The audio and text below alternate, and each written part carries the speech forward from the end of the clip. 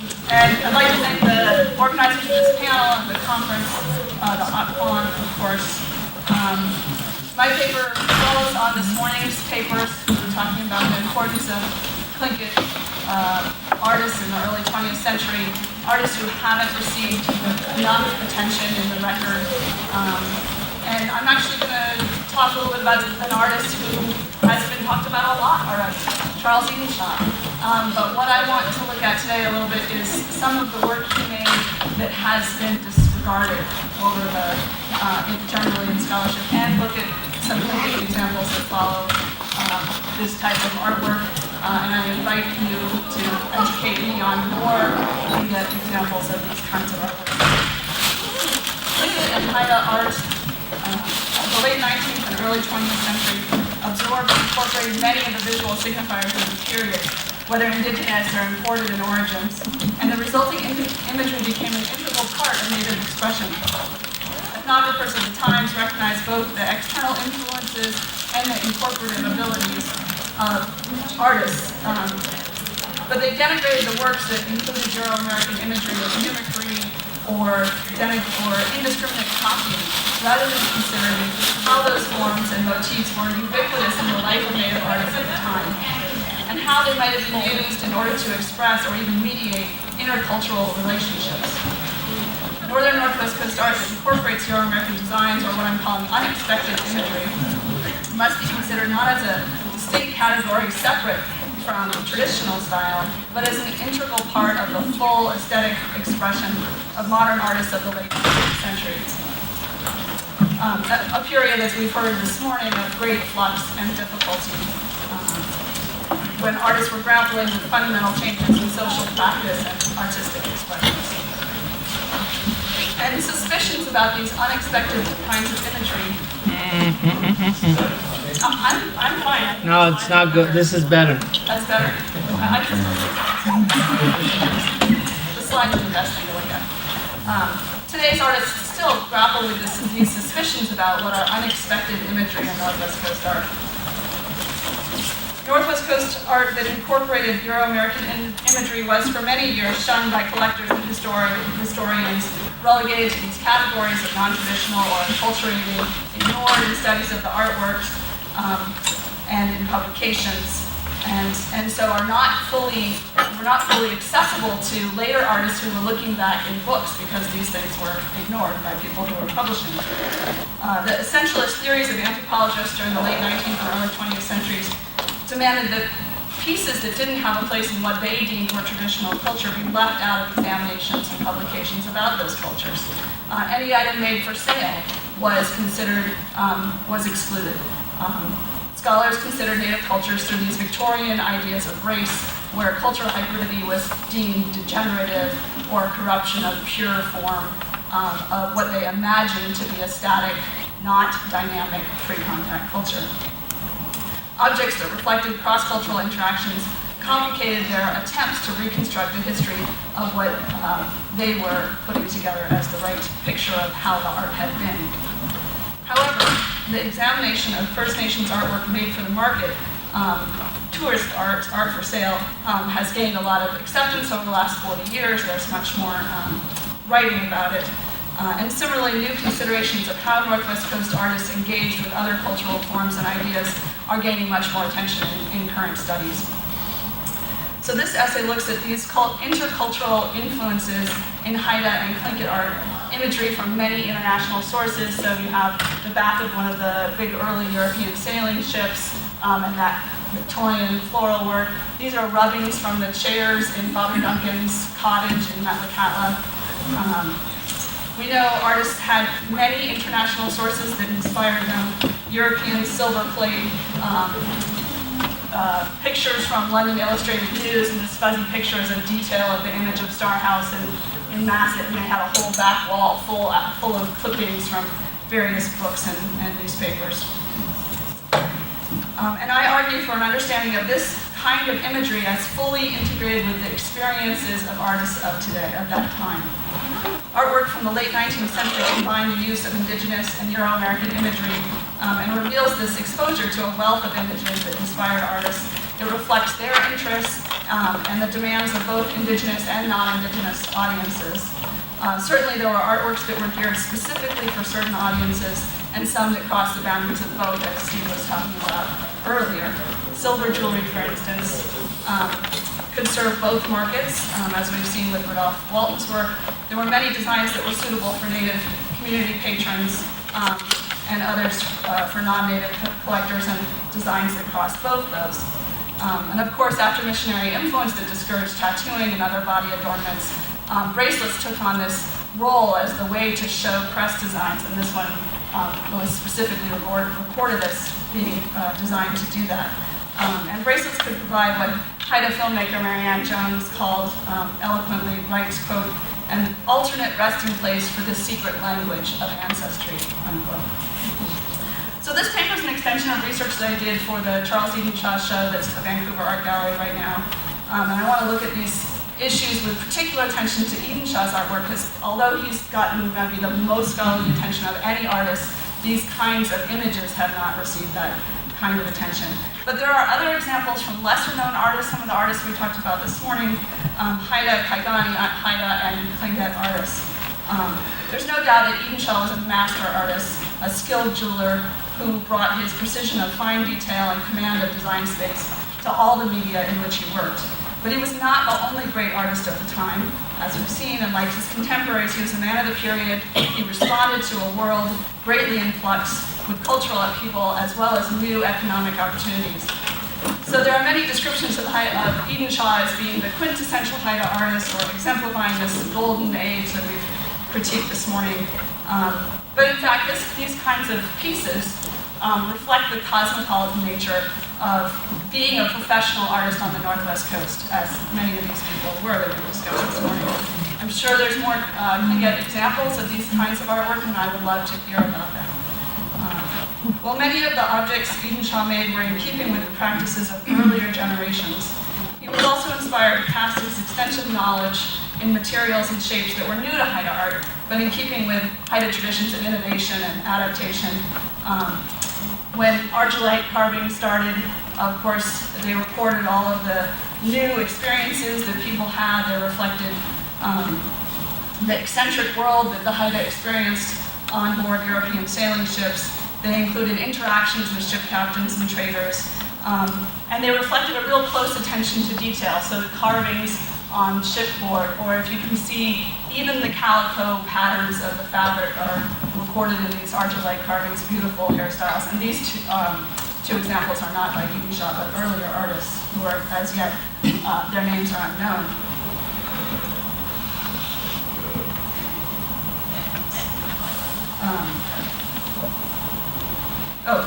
But in Eden Shaw's argillite work, he actually goes a little further. I think lots of people are familiar with the idea that model poles, of course, record these important stories that belong to families. But in his work, you even see the recording of face painting traditions, of tattooing, and they're hard to see in the books because you just see a big picture of the model totem pole and you have to get really close. But he has these incredible details about practices that were outlawed at the time or discouraged. Euro-American and Haida imagery are seamlessly incorporated together in some of Eden Shaw's works. For instance, on this pole at the bottom, there's the bear mother figure, so you see the bear suckling her cub, one of the most famous of the Haida oral histories. But the bear's face has sort of, some human attributes, the lorette for the high-ranking woman, and the bear fur around her ears. But when you actually see this piece, it looks quite like a lion instead of a bear. And I wonder if this reflects the experience of seeing the cat heads on the ends of the sailing ships, which influenced a number of artists on the coast, including Kwakwa masking traditions, where certain kinds of Newfoundland masks were turned into a lion cat head kind of look. Interestingly, on the top of this pole is a Euro-American style eagle, which is similar to a particular shape of eagle carved by the very famous American marine carver John Bellamy, and works of his and works inspired by his works appeared on many, if not the majority of American and some British sailing ships of the time. And in fact, one of these kinds of eagles had been on display in Masset since Eden Shah had been a teenager. It was on the double doors above Chief Stelz's house, and this is a funny photo, but the reflected light here is actually the downward swooping neck of the eagle there.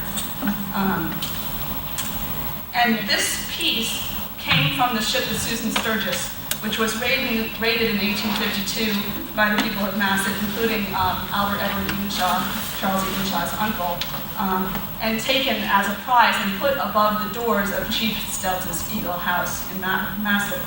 And this same kind of eagle appears on only perhaps this single argillite pole by Edenshaw, and then a number of bracelets by Duncan Gnawan, who was Edenshaw's wife's maternal great uncle, and perhaps the man that he learned to carve from.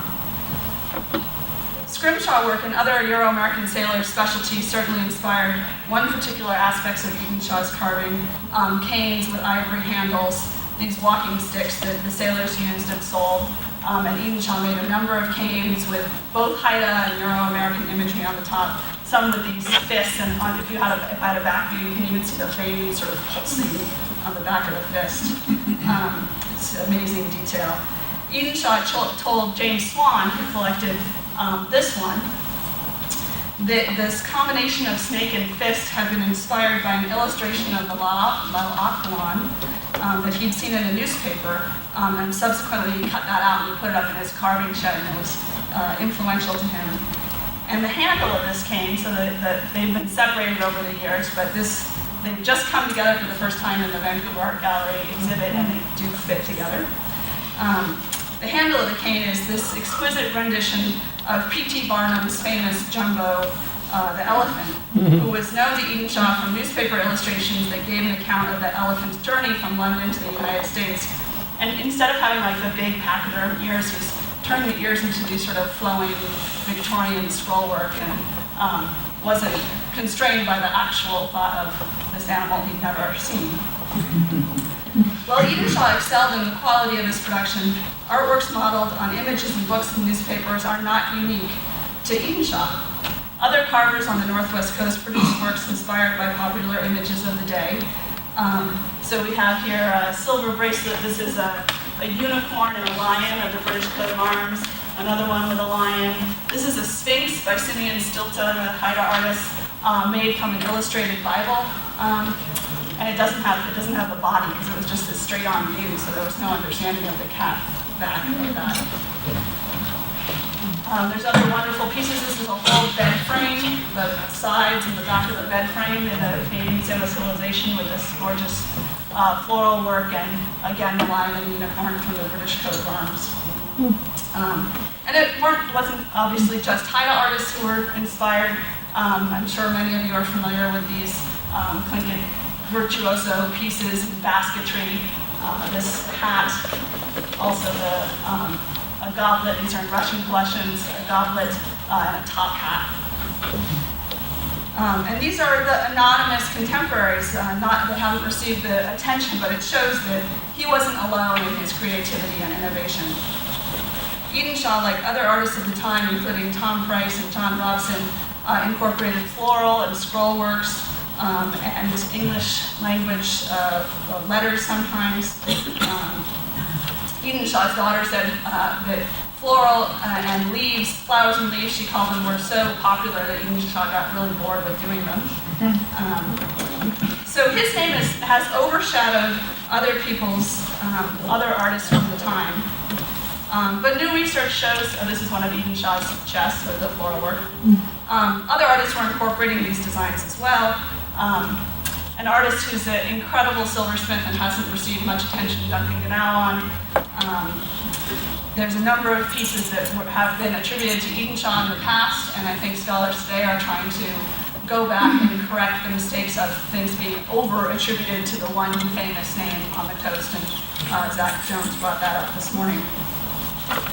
So this is Duncan Gnawan's work, and he carved one of the full-size poles. This is Chief Scowell's pole.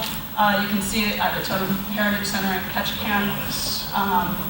And that's a bracelet in a private collection. This pole was carved by Gnawan and Dwight Wallace together. So I think we can get a new understanding of who some of the carvers are of these floral or Euro-American style works. Steve showed us some wonderful napkin rings by Rudolph Walton. These are other napkin rings that were previously attributed to Eaton-Shaw but are not by his hand. And we can work towards new attributions of these pieces. I'm going to kind of skip ahead so that we don't get too far behind here. Steve already led us through a wonderful examination of Walton's work, and he showed us one of the advertisements, and he advertised specifically about, in the newspaper, about all of the innovative things that you could come and find at his shop, including napkin rings and sugar tongs, sardine and pickle tongs, olive forks. All these appear in the advertisements. Come and get these things that we don't think of as being typical Northwest Coast art productions. Eden-Shaw and Ganalon, like other artists of their day, created images in the style of their heritage and also in Euro-American forms. Like Eden-Shaw's interpretation of Jumbo the elephant, Ganalon too might have produced work in the naturalistic style of European portraiture. He, as Hall Young, wrote that Ganalon excelled at making portraits, and that you could go up to him and sit for him, and just quickly within the day he would carve out a little wonderful bust of you. We don't have any of those works that we know yet are by his hand. But there were other artists as well who excelled at portraiture. There was a very little known Haida artist named Wakis, or Waynitz, perhaps. These names written a couple of different ways. He was an eagle from Skidegate, and he was known, people wrote about him. He was quite famous in Victoria for making portraits in ivory and argillite. This is a painted argillite figure. That's not a common technique. And he was known to have made a bust of Shakespeare, which he copied from an engraving. This is a portrait of the second premier of British Columbia. The Bank of British Columbia and Victoria commissioned Wakis to make the wooden pattern for their cast iron bank railings, or Victorian railings. So he had quite a following in Victoria, and the photographer Frederick Daly said that he got that bank railing commission specifically because he was so well known for his beautiful silver bracelets. So despite the obvious technical mastery displayed in artworks that incorporate Euro-American imagery, collectors and visitors to the coast didn't, they derided this kind of stuff. One tourist in 1896 wrote, quote, "Well, nowadays bracelets are just made to sell. The old designs are being replaced by American flags, e pluribus unum eagles, clasped hands, and other borrowed atrocities. They might as well come from New Jersey." Museum collectors as well ignored these really innovative forms. From the 50s to the 90s, scholars relegated these pieces to the realm of tourist art. They didn't publish about them or write about them. They were separated from the indigenous aesthetic worthy of study. And some may still consider this unexpected imagery in 19th century Northwest Coast art. But given the scale and scope of interactions between the intercultural interactions, I think this is not the case. And I would argue that when Euro-American imagery is used to advance indigenous meaning, as in the case of the Stelta House, where they're using the Susan Sturgis stern piece as an eagle crest, it becomes an indigenous piece. These works are all Tlingit or Haida art with images that are informed by Tlingit and Haida experience. And I know I'm preaching to the choir here, but this is maybe for all the academics out there, I don't know, when they're writing about these things. The same is true, of course, of the Tlingit poles with these kinds of imagery. And if that continues to be the way that people write about this artwork, then we're back into these outdated binary choices, primitive, civilized, classical, acculturated, traditional, non-traditional. And instead, if we go back and look at the artistic record and we embrace the full breadth of imagery in the work of 19th century artists, where we can see Russian, American, Asian interactions, we can address current suspicions about unexpected imagery that linger in today's art world, where contemporary artists still grapple with audience expectations that are based on narrow understandings of previous generations of art production. So Eden-Shaw literally grew up with the ubiquitous presence of the Victorian floral work across all the material goods of the time, and through all the years he lived in massive The Susan Sturgis eagle stood in place of pride over the English language sign of the chief's name on the Stelta house. No doubt other artists were exposed to similar cross-cultural appropriations of Euro-American signifiers. So as such, these motifs were as much a natural part of their vocabulary as were the ovoids and the few forms of classical formline style. They should be recognized as an integral element of 19th century Northwest Coast Indigenous artistic expression. Exhibitions, publications, and research all benefit from the inclusion of the full breadth of Indigenous expression, unfettered by restrictive expectations of what writers or publishers consider to be Tlingit or Haida style, allow for increased understanding of individual artist styles and recognition of the diversity of artistic inspiration across all these periods. Bunn-Marcuse.